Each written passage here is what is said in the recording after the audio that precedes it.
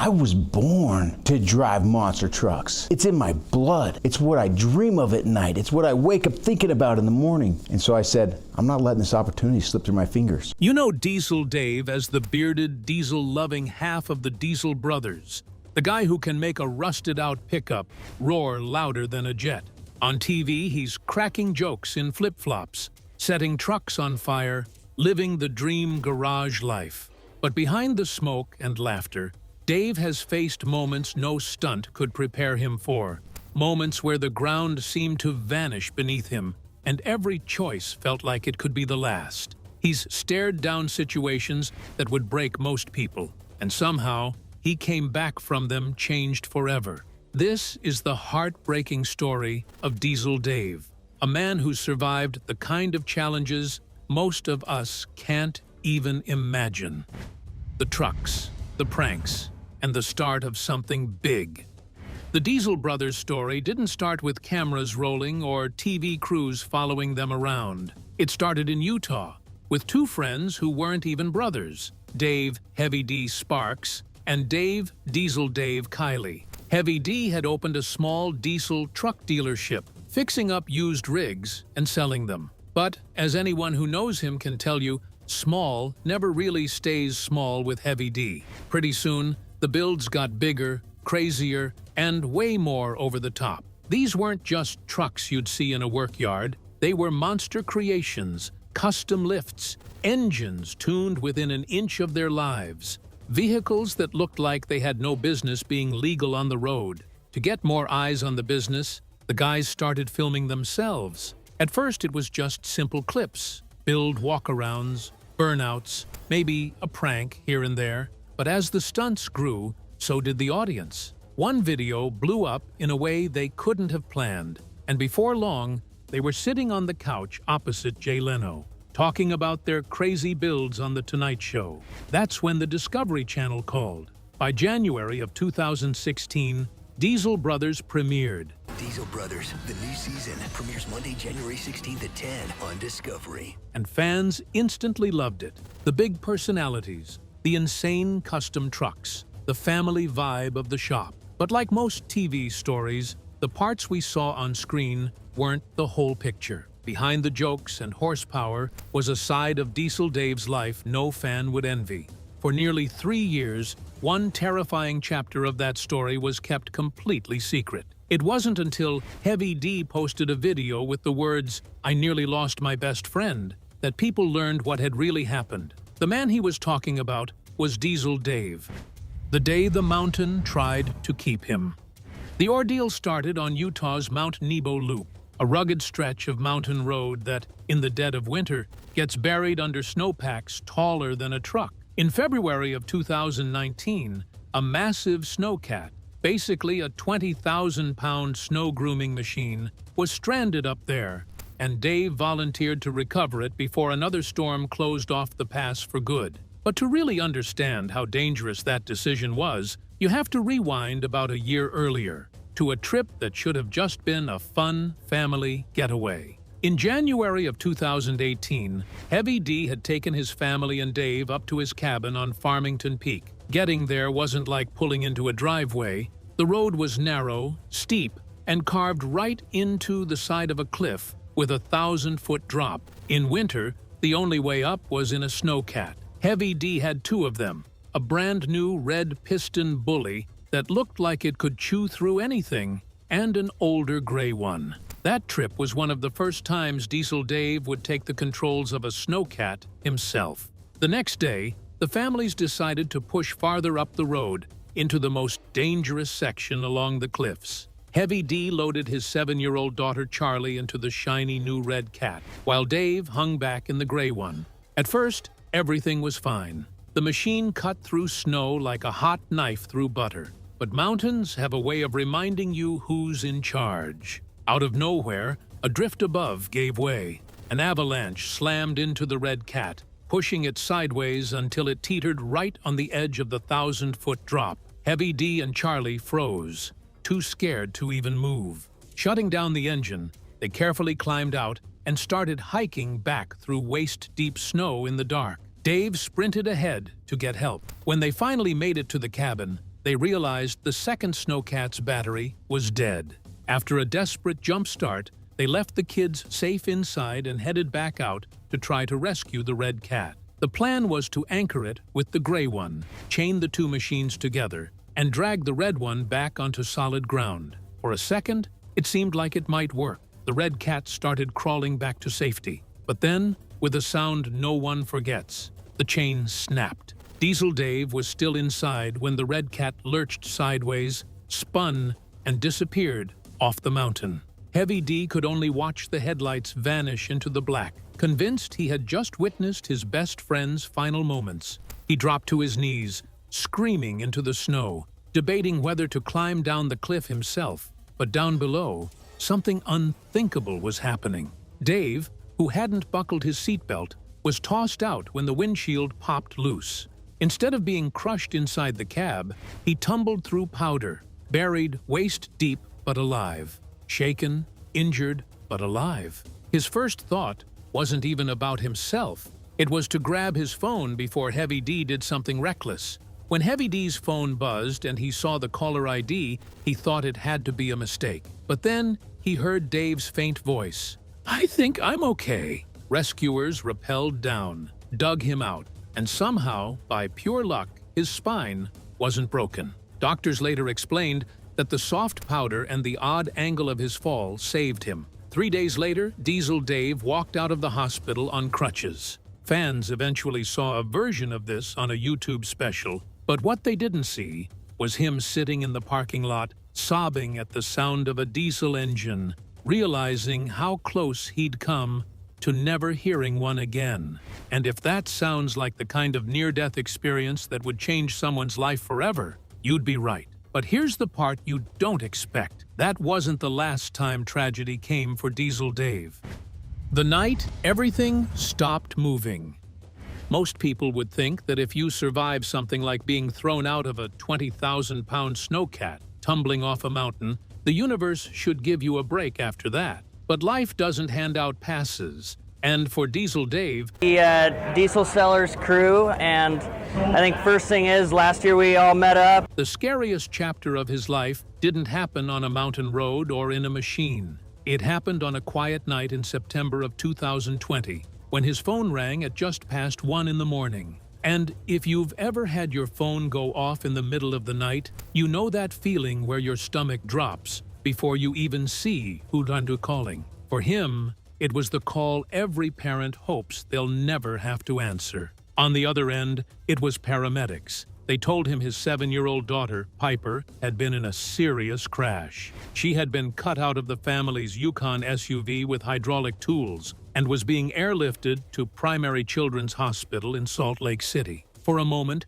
he says his mind just went blank, like everything was muffled and far away, and all he could focus on was getting to wherever his daughter was. Piper wasn't just Dave's daughter to fans who had seen glimpses of her online. She was this little ball of energy, blonde curls, that gap where her front tooth had fallen out, obsessed with unicorns, but also just as into monster trucks as her dad. That night, she had been riding in the back seat on a stretch of highway through West Valley. An oncoming car lost control at roughly 70 miles an hour and clipped the Yukon. The SUV spun and smashed into a concrete barrier. The exact point of impact was the passenger side rear, right where Piper was sitting.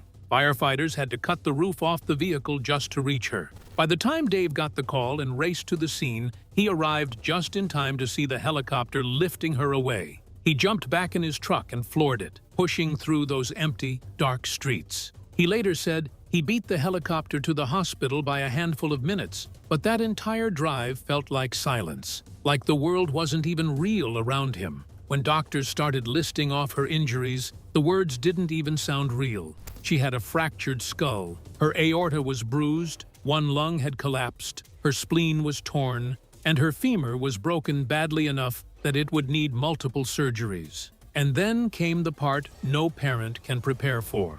The warning that the first 72 hours were the bleed-out window. In plain English, that meant her body could shut down at any time in those first few days. Fans didn't get a live update or one of the usual upbeat posts from the Diesel brothers' shop. Instead, Heavy D shared a single black and white photo of Dave holding Piper's hand, with the caption, "Prayers up, Piper strong." That was all it took. Within hours, diesel forums, off-road Facebook groups, and Instagram feeds were filled with the hashtag #PiperStrong. People who had never met the Kileys started sending messages, posting photos, and even organizing fundraisers. A small group of designers rushed overnight to create a logo with a pink and white ribbon wrapped around the outline of a semi-truck. So many people tried to buy t-shirts and stickers that the website actually crashed. For Dave, the hospital became home. He stayed by Piper's side for 27 nights straight in the pediatric ICU,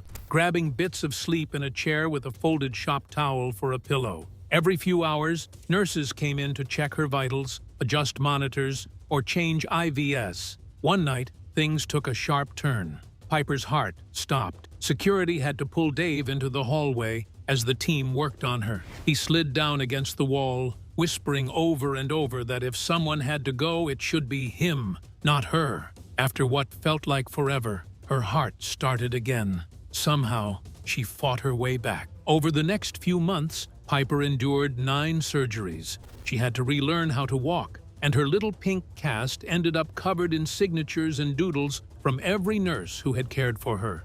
After 104 days in the hospital and rehab combined, she finally walked out, hand in hand with her dad. Doctors called it a textbook recovery. Dave called it something else, borrowed time. And while the family was trying to focus on helping Piper heal, something else was quietly building in the background, something far less personal, but heavy all the same. Old legal troubles, tied to the Diesel brothers' earliest days on TV, started catching up with them. While Piper was learning how to take her first steps again, the family suddenly found themselves staring at a financial storm so big, it could have buried everything they'd built. The avalanche of aftermath. Years earlier, during some of the wildest builds on Diesel Brothers, Diesel Brothers say their business was targeted, and this case actually had little to do. The Environmental Protection Agency had started looking closely at the show. The guys were building trucks that were bigger, louder, and more powerful than anything else on the road, and along the way, they had modified emission systems in ways that didn't sit well with federal regulators. At the time, it felt like paperwork and red tape. The kind of thing that could be shrugged off and handled with lawyers. But those fines never disappeared. They sat there in the background, and eventually they resurfaced with a number that made jaws drop: $850,000. That kind of hit would sting for anyone, but the timing was brutal. Piper's accident had already stretched the family financially and emotionally. Medical bills piled up quickly, and the insurance deductibles alone climbed into 6 figures. And then came another twist that made things even heavier. The other driver's insurance company filed a civil suit. Their argument was that because the Yukon had an aftermarket suspension, it was somehow negligent. Imagine sitting in a courtroom, listening to people argue that a modification you had on your family car somehow made you responsible for an accident that nearly took your daughter's life. That's the reality Dave had to live through. Discovery Channel's legal team stepped in, which kept Dave from having to shoulder every piece of the legal fight. But the process itself took a toll. Depositions forced him to relive the crash in painful detail. He had to sit in front of a room full of lawyers in suits, under oath, describing the exact moment he saw his daughter pulled from the SUV.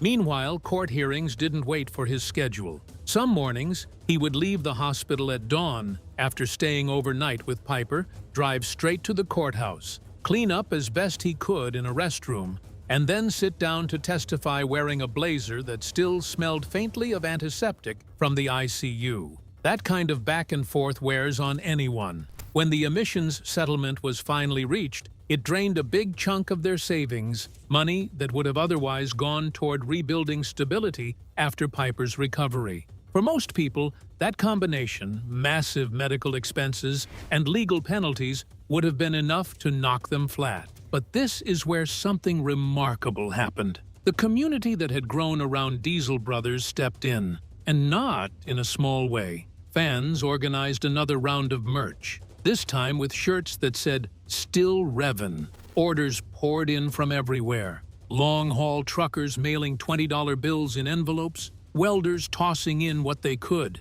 and even high school students sending $5 bills with handwritten notes that said things like, "Stay strong, we're with you." That support wasn't just about money. It was proof that the bond between the show and its audience ran far deeper than trucks and burnouts. Dave has said more than once that he'll never forget how strangers made sure the lights stayed on during one of the darkest times of his life. By the time Diesel Brothers returned in early 2022 for its 7th season, the cast wasn't sure how to move forward. Fans expected the big truck reveals and over-the-top stunts. But the truth was that the crew was carrying scars that weren't easy to hide. Heavy D later admitted they thought about walking away completely, because how do you film upbeat, crazy shop antics when your best friend's daughter is still in physical therapy? Discovery executives were nervous too, wondering if the audience would find the tone too heavy. But the cameras rolled anyway, and what they captured wasn't a burnout or a monster build. It was Diesel Dave carefully lifting Piper, still healing, onto the tailgate of a lifted Ram. Instead of unveiling a new project, she smashed a big symbolic restore button with a sledgehammer. Fans didn't cry over horsepower. They cried watching a father buckle his daughter into a custom pink car seat, strapped into a rig sitting on 40-inch tires. Discovery executives kept every moment of it, realizing that sometimes the most powerful story isn't about the build. It's about the people who climb into the driver's seat when the cameras stop rolling. Resilience is a winch cable.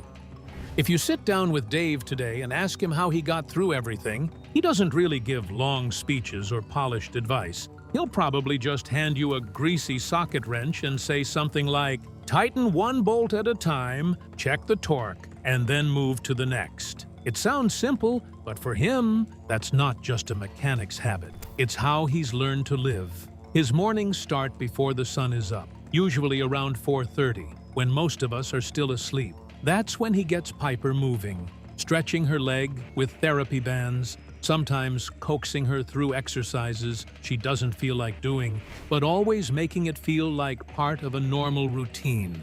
Only after that does he brew a pot of coffee, check the inbox full of sponsorship emails, and start getting ready for the day. By 8 o'clock, he's usually at the shop. Things look different there too.